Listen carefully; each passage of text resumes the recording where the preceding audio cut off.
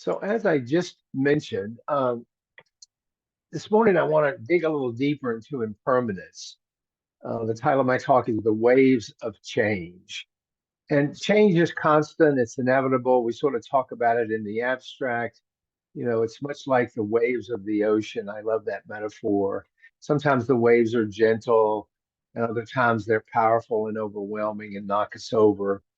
But change is all around us, even though we don't acknowledge it or necessarily notice it. And every single moment disappears as soon as it arises. All we have to do is pay attention to the progression of events to see how this is in action. And constant change, the impermanence of everything is always there. But we resist it, we deny it with every cell of our being. We do not want to acknowledge it. I love this quote from Rilke, the Austrian poet who died in 1926. He says, quote, "The knowledge of impermanence that haunts our days is their very fragrance. The knowledge of impermanence that haunts our days is their very fragrance." And while we recognize and acknowledge it, we always want it to be gentle, predictable change that we can control, that we can anticipate, that we can prepare for.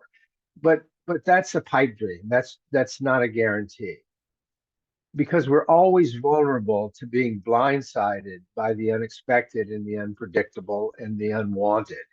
And do we suffer less when we acknowledge the possibility of this impermanence and the suddenness of it, or and when we do our best to prepare for it through our practice? If we expect the unexpected, if we just assume it's going to happen, if we cultivate equanimity and we let go of trying to control everything in our lives moment to moment, might we be better prepared for the unexpected in our lives? Now, we're never going to be completely prepared. We can think of examples where we still get knocked off, but how quick is our recovery and how significant is our suffering when that happens? And this is not easy. This stuff is challenging, but less suffering will come when we are not in total denial about impermanence. You know, sometimes change, not all change is sudden and unexpected, right? I mean, sometimes it's just boom, out of left field. Other times it sort of creeps up on us suddenly. And aging is a classic example of this. It's something I realize more and more every day as I continue to age. Aging is a gentler teacher than sudden change in that it's gradual and the signs show up slowly. But it also makes it easier to ignore unless we set an intention to acknowledge it and lean into it. We can just pretend it's not happening because it's so gradual and it's so slow.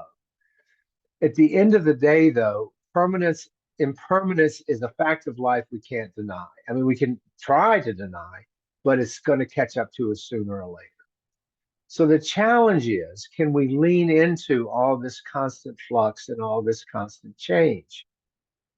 Now, I'm not suggesting that ignoring impermanence is going to kill us, but it is going to lead to a tremendous amount of suffering if we ignore it. We walk around with this delusion that we're in control. We love to believe that. We love to think that. We love to lead our lives that way until something major and unexpected happens and we go right into a tailspin. All these phrases, oh, this shouldn't be happening. Why me? This is too terrible. Oh, the universe is picking on me. As though somehow these things were personal. Somehow some part of the universe was targeting us for adversity. But the Buddha clearly taught again and again that if we stop resisting change and use impermanence as a teacher on our path, our suffering will diminish. You may remember some months ago, Tim reminded us of the Japanese art form called wabi-sabi. It comes out of Buddhism, Zen Buddhism specifically. And what wabi-sabi is, it's a Japanese term that focuses on objects that have either weathered over time or broken, like the cup that's repaired with gold to show its brokenness and its beauty in the imperfection. The tradition of wabi sabi points to impermanence as something worth contemplating. The cup is broken, it's impermanent, it's not the same. But is there not beauty in seeing that and leaning into that? And this reminds us that impermanence is a teacher when it becomes the object of our awareness. When we focus on impermanence, we lean into it. It helps us ground ourselves in the present moment. You know, our friends in the Zen tradition of Buddhism, you know, will remind us, and they emphasize this, that the essence of the Buddhist teaching is that everything changes. They focus on that extensively. This moment right now, in the wink of an eye, is now a memory. That past wink 1 second ago is now a memory.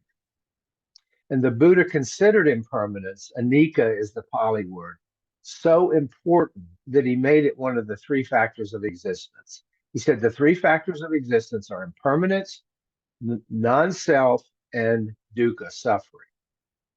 Because everything in life is in constant state of flux. Our bodies, our thoughts, our relationships are subject to change moment to moment. And when we truly understand and embrace this, we can start to let go of our attachment to the way things used to be or the way we want things to be now, the way we want them to be. And I'm sure Anne is living this moment to moment as we discuss this, having just had her knee replaced. All of this is the opposite of what we crave, which is certainty, stability, predictability, control. We really want that. But with that craving comes tremendous suffering because we never get it. We never get predictability. We may get it briefly in the short term, but sooner or later, it ain't going to happen. You know, I always love the metaphor of a beautiful flower. It blossoms, it brings joy and beauty, especially this time of year, but pretty soon it wilts and dies. I mean, nature is a brilliant teacher of impermanence. Look around. You know, we appreciate the beauty in the moment, but knowing it will pass, it will not last. You know, I talk about in my book those sunsets in Jamaica that didn't last and how I would miss the beauty of the sunset because I was so focused on the fact that it was going to end.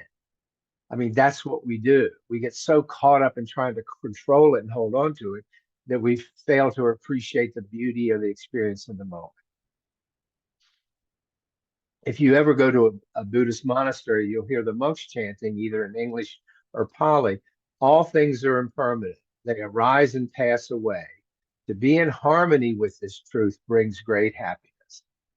Again, the chant is all things are impermanent.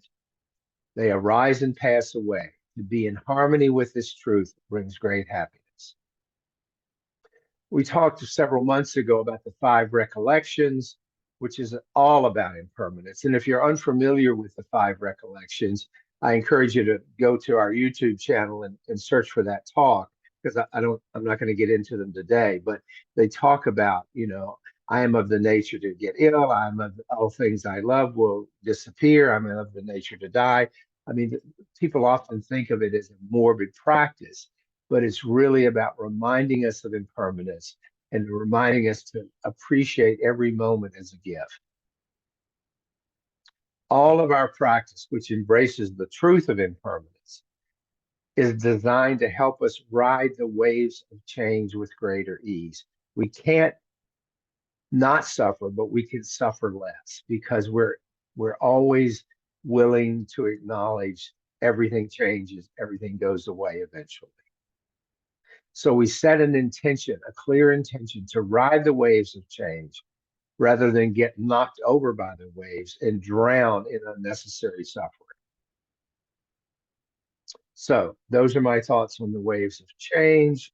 Thanks for listening, and let's talk about this topic.